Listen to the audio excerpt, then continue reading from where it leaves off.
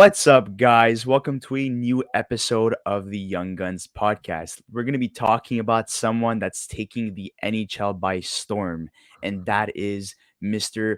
Robotime, Jason Robertson of the Dallas Stars, a guy who currently is leading in goals in the NHL with 22 goals and is second in point leaders in terms of overall statistics, right behind Connor McDavid, who has 43 points. Jason Robertson has 39 points. So can Jason Robertson potentially win not only the Hart Trophy, but also the Maurice Rocket Richard Trophy? So, Luca, take it away.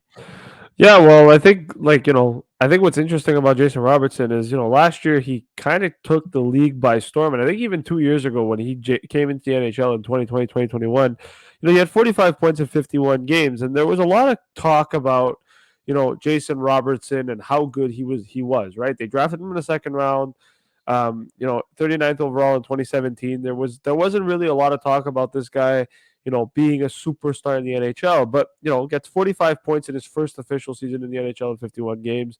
And they're like, okay, this guy's not bad. He's a good second line guy. He's going to be good for, the Stars. And then last year he broke out, had 41 goals and 79 points in 74 games. And I think that's when Robertson really started making a name for himself.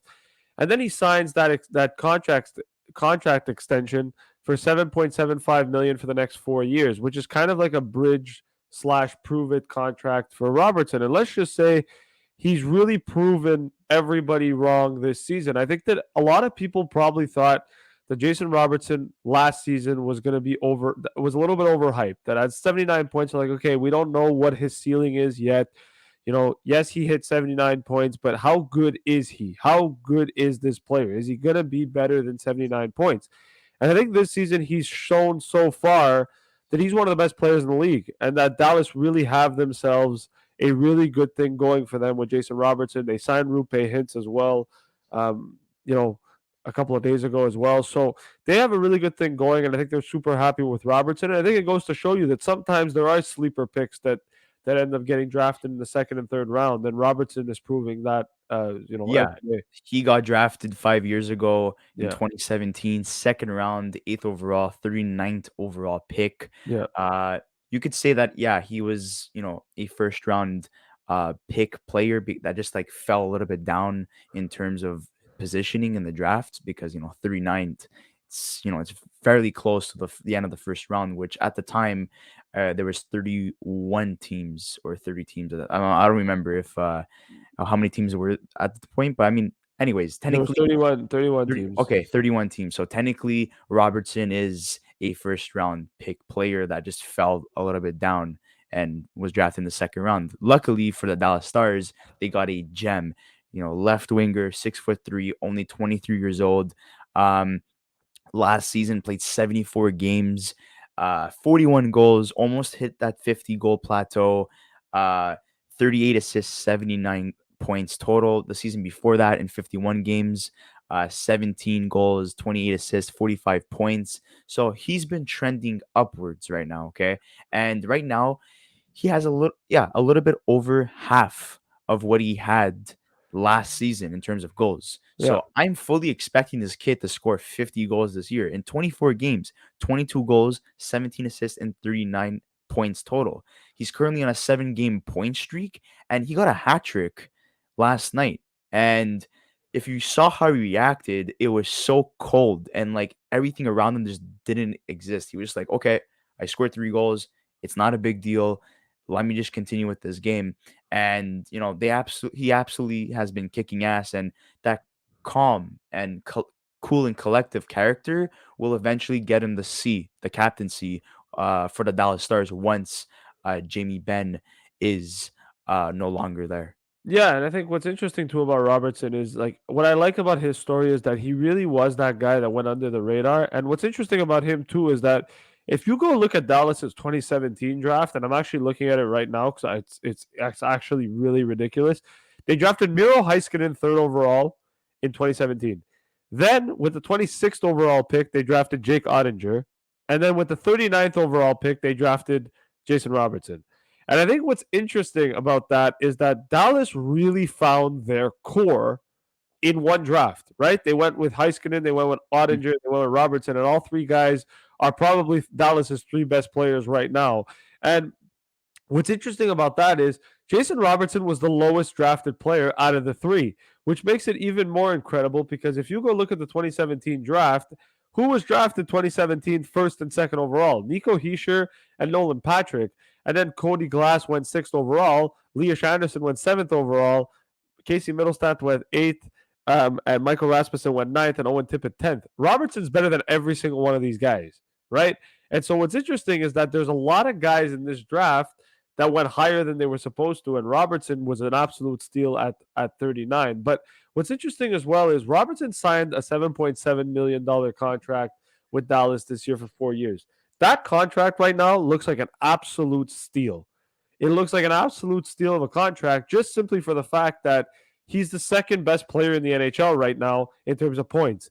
And I think that as much as I don't know how much it'll continue, I don't know how many points he'll finish with this season, but this is a player that I'll be honest with you, every single time I watch him play, I'm just in shock because he plays such a good game and he's just everything that he does is just fantastic on the ice. He's one of the best goal scorers I've seen in this league for a while.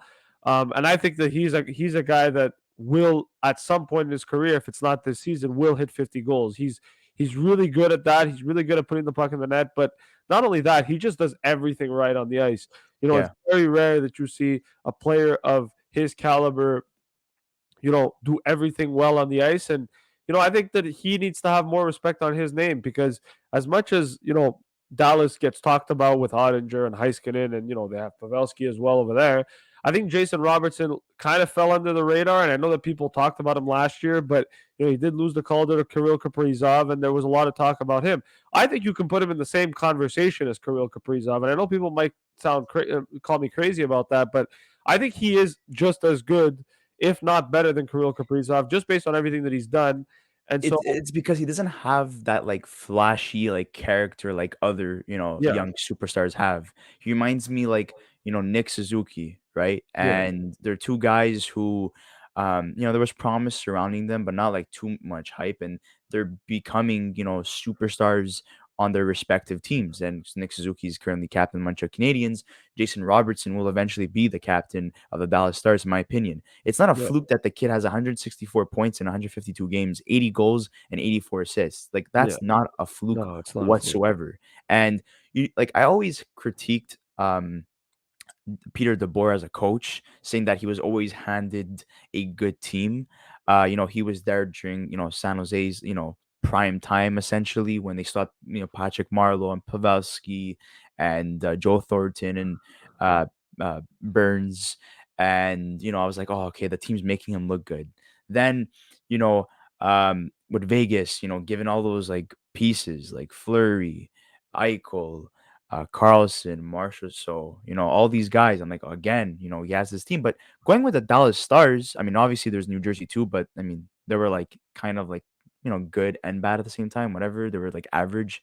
But, looking at the Yeah, Dallas Stars, this is a team that people did not have a lot of like hype surrounding this team heading to the season. They didn't really do much. There was the whole drama with Oettinger and Robertson's contracts with the owner. And there's a lot of things like, not really going for the Dallas Stars.